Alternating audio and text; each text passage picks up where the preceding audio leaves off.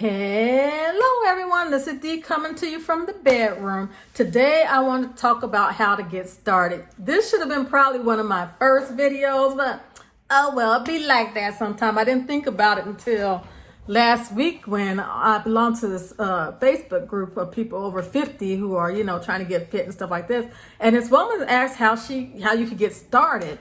And that got me thinking, wow, a lot of people don't know how to get started, and it's intimidating. Because let's think about it. When you think about getting in shape, people are like, okay, I got to exercise all these times a week. I got to go to bed at this time, wake up at this time, drink this much water, change my diet. I mean, it just piles on and on and on and on. And you can easily become overwhelmed. So you don't have to do all that stuff. It's not an all or nothing type deal. This is a do something type deal. So what you can do, how do you get started? Do you watch television? You can stand up and walk in place during your television show.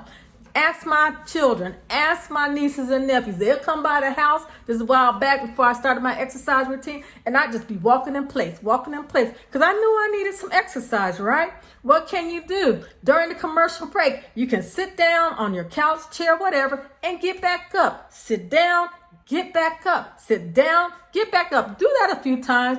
Get you a little water break. The show's about to come back on because that's a 2-minute and 2-second break. At least that's what it used to be. Who knows what it is now? But anyway, and then get to walking again. Walk in place. That is an excellent way to get started. You're not going out there in that gym, right? Where all those people are, and a lot of people are self-conscious about the way they look, even though the gym's where you're supposed to go, get in shape. A lot of people don't want to go to gyms because they feel self-conscious or they're not comfortable with where they're at this moment in time, or I don't know. So that's that. So you don't have to go to the gym. You just need to get started, okay? And once you finish, and you get to feeling better with your walking in place, maybe take it outside, depending on your weather, right?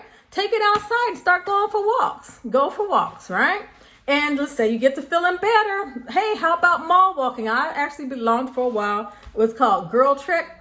And I would walk. We'd go to the mall on Saturdays before the mall opened, and we'd walk around that mall. We'd be getting it. That way, we got a little community. And now they go out to this park that's way on the other side of town. I am not driving. I'm sorry. I'm not driving no 45 minutes to go for no walk when I can walk right outside. But that's a whole nother story. But do what works for you. Find something to get yourself moving. That's all you have to do. That's the first step. Get to moving. Now, let's talk about food. A lot of us overeat. Let's just say it. We not only overeat, we eat the wrong things. Years ago, I read this article.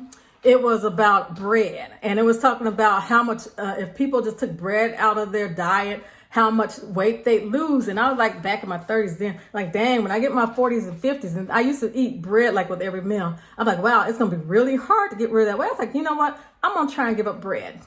So I gave up bread. It was 1 year for Lent. I gave up bread and I just never went back. Now, don't get me wrong. I'll eat a piece of bread here and there, and even cake. I'm not a big cake fan anymore either, but I'll eat a piece. If I can find some real moist cake, I'll eat that every once in a while, but I just not crave it anymore. You know what I'm saying? Bread, I can skip on the bread too. Another thing was soda. I mean, soda has a lot of sugar in it. Like, wow, we shouldn't be eating all these sodas. I used to get cherry Pepsi, put it in the freezer for 35 minutes. It would get nice and slushy. I would drink that. That was some good drinking. Like, ooh, that's going to be hard to give up. At first, I admit it was a little difficult, but I did it. I gave it up. I gave up one thing at a time. Okay, now I actually eat pretty healthy, but I eat too much of the things that I eat healthy. But I actually eat pretty healthy, but I still crave sugar. And even though I don't like sugar, the taste of sugar, I like sweet things. Like, for instance, I will like, here goes one right here. I like these drinks here. Okay, these have sugar in them. This is 190 calories. And I'm not going to give these up. I mean, I got to be honest with myself, but this is my sweet for the day. Okay, my little 190 calories. I know I'm going to get that. I have this, or I might have one of those little candy bars, what do you call them, the fun size? But I prefer these because this is better tasting than those candy bars. So, I made substitutions, but I'm realistic with myself. I'm not going to give up all the sugars. I'm just not. So why set myself up to fail? What I can do, though, I can reduce drastically. Oh, man, I used to eat so much junk. It just didn't make no sense to eat all that junk. But I've cut it out. So you can do that, too. You don't have to do it all at once is all I'm saying. Do a little bit of time. Remove this, then remove that. And you can replace it with something else. Instead of eating all the junks, I get one treat a day, right? Instead of eating potato chips, because I love salt, right? There's this popcorn over at Costco. I think they call it naked popcorn. I couldn't find it. I was at Costco today and they didn't have it. I was so sad. But anyway, it comes this huge, huge bag. It's huge, right? And I get that naked popcorn. It's so good. And people are like, ooh, you got that bag. And then they come over here and eat up all my popcorn. It's good. And it's not really fattening. And it's just got a little salt on it. I guess it's probably air popped or something like that. It's really good. And that settles my crunchy salt need. So I eat that instead. I can eat that instead of potato chips. So hopefully I can get that again or I'm going to be in trouble. So you get what I'm saying? So you can make substitutions. Find something that'll work for you. You don't have to do it all at once. Just one thing at a time. Start cutting this out. And you can add something else. You might find something something else you like in place of what you were having before. You get what I'm saying? You can do it. Just get moving and start cutting some things out of that diet. And then next we're going to talk about a Renfo scale. That thing is scary, okay? If you can't handle the truth, don't get that scale. That's all I can tell you. So let's talk about that. We'll do that in another episode. But for now, I just need for you to get up and get moving. Let me know how you're doing. Comment in the comment section and we can talk about it. And we can motivate each other, okay?